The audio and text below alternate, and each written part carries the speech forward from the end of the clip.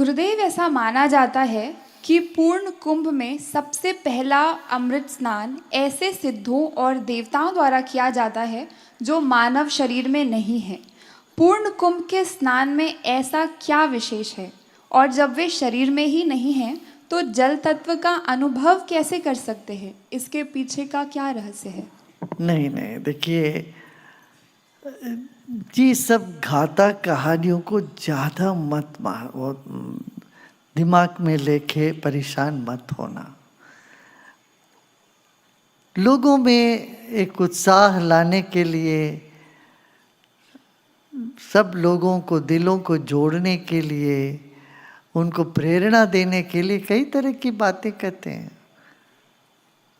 भगवान शिव पार्वती को बोलते हैं ये सब मातृ मोदकवत, माने माँ क्या चांद को दिखा के मिठाई कुछ देती है।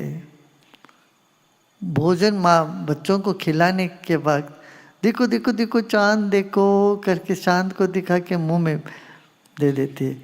या कुछ दवा देना हो उसको एक मिठाई में या कुछ मधुरता के साथ, वो शहद के साथ दे देती है। इस तरह से ये सब युक्तियाँ हैं। पहले देवता करते, देवताओं को स्नान करने की क्या ज़रूरत है? पाप धोने की ज़रूरत ही नहीं, पाप नहीं होता, ऐसा नहीं है। तीर्थ स्नान का यही है कि वहाँ अब मंदिरों में भी होता है, पहले देवताओं की मूर्ति लेके उसका अभिषेक कराते हैं। फिर वो क्या है, वो अभिषेक जल एक श्रद्धा से, भाव से स्वीकार करते हैं। चरणामृत ते पाँव धो के उस जल को सिर पे लगाते हैं, चरणामृत इसी को कहते हैं। तो इस तरह से तरह तरह की मान्यताएं हैं, एक नहीं है। भारत में बहुत तरह की मान्यताएं हैं, और जो जो मानते हैं, जैसे मानते हैं उनको उस तरह से फल मिलता है। जिनकी जो श्रद्धा है उनको वैसा फल मिलने लगता है। मगर साधक इन सब चीज़ों में नहीं पड़ता। वो बोलता देवता तो हमारे भीतर है, इतना जानते हैं वो तो, ठीक है ना।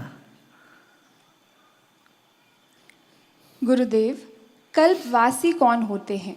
सनातन धर्म में कल्पवास को इतना महत्व क्यों दिया जाता है? कल्पवास माने ये 40 दिन का एक कल्प बोला जाता। मंडल या वेद में 2 शब्द का प्रयोग है। मंडल, एक मंडल माने 45 दिन का, जिसमें 2 पूर्णिमा और 2 अमावस्या होती है। कई कई ग्रंथों में 40 दिन का भी एक मंडल गिना जाते हैं, ठीक है ना। तो एक मंडल इसी तरह से कल्प, एक कल्प माने एक अमावस्या से लेके और 2 मौनी अमावस्या हो गया, दूसरी अमावस्या हो, इस तरह से 40 दिन का व्रत लेते हैं। 40 दिन का व्रत लेंगे तो माने एक आजकल चल पड़ा ना एक चैलेंज, योगा चैलेंज लो। ये चैलेंज तो नया वर्ड है, पुराने ज़माने में ये पद्धति चली आ रही है। संकल्प लो, इतने दिन का ये करेंगे। 16 सोमवार का व्रत करते हैं। 16 सोमवार का व्रत तो सुना है ना, शादी नहीं होते लड़कियों को बोलते 16 सोमवार का व्रत, माने 16 सोमवार का चैलेंज लो। और 16 सोमवार ये न खाओ, वो न करो, ये ऐसा करो, ये करो व्रत, ताकि जब करने की कुछ मन में है, भाव है, वेग है, करने की जो राग को इस तरह से कुछ सत्कर्म करके समाप्त करने के लिए कहा गया है। कल्पवास का यही 40 दिन आप एक जगह रह के तपस्या करो, ध्यान करो, योग करो, शरीर और मन का जो मल है उससे मुक्त हो जाओ, यही तो बात है। आत्मा में तो कोई मल नहीं होता, तो शरीर और मन में जो कल्मश होते हैं उसको दूर करने के लिए सब करो। तो ये कल्पवास तो आयुर्वेद में भी है, 40 दिन का ट्रीटमेंट देते हैं। कायाकल्प का एक ट्रीटमेंट, वो भी एक तरह की प्रयोग है कायाकल्प का, 3 महीने का बोलते, 3 महीने कायाकल्प करने के लिए कमरे में रख देते तुमको।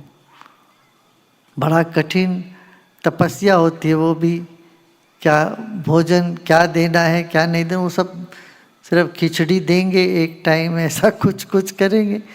तो फिर बाद में देखोगे तो तुम्हारे शरीर में टॉक्सिन सब निकल गए, एकदम रिजुविनेट हो जाते पूरा शरीर।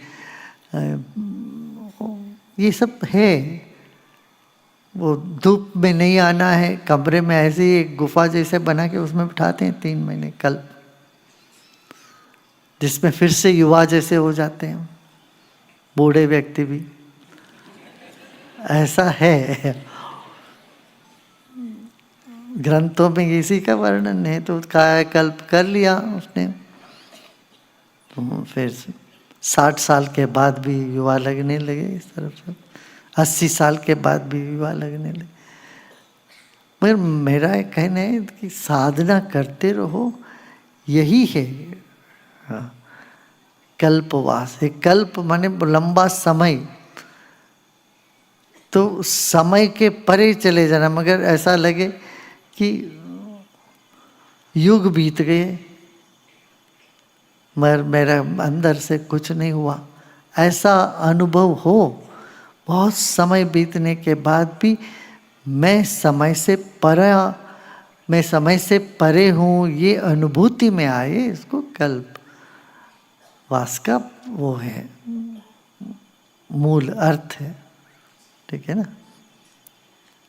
गुरुदेव, अभी मैंने एडवांस कोर्स किया है जिसमें मैंने 4 मुद्रा प्राणायाम सीखी और एक अनोखी मुद्रा सीखी जिसे ब्रह्म मुद्रा कहते हैं। कृपया इन मुद्राओं के बारे में विस्तार से बताइए।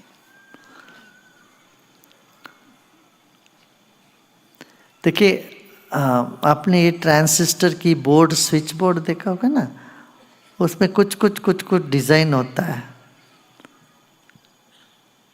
और वो समझ में नहीं आता क्या है।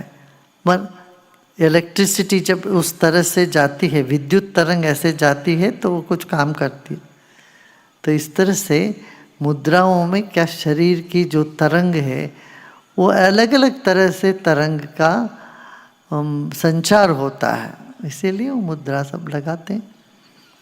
चिन्ह मुद्रा, चिन्मय मुद्रा, कोई नई बात नहीं, हर बच्चा मुद्रा के साथ ही आता है दुनिया में। ऐसे उनका गर्भ में होता है तो ऐसा आदि मुद्रा में होता है, इसीलिए उसको आदि मुद्रा बोलते हैं। पैदा होने के बाद चिन्ह मुद्रा में ऐसे सोता है, चिन्मय मुद्रा में बच्चा, फिर मेरुदंड मुद्रा लाके अंगूठा चूसता रहता है। तो सब ये सब मुद्रा करके ही तो आए हो तुम लोग। आजकल मुद्रा माने जो पर्स में होता है, जेब में होता है, वो हो गया ठिन ठिना ठन ठन ठना ठन। ठन ठन, पहले ठन ठन इसीलिए बोलते थे कि वो सब सोने की मुद्राएं थी, चांदी की मुद्राएं थी। आजकल तो नोट है, वो टन टन भी नहीं करता।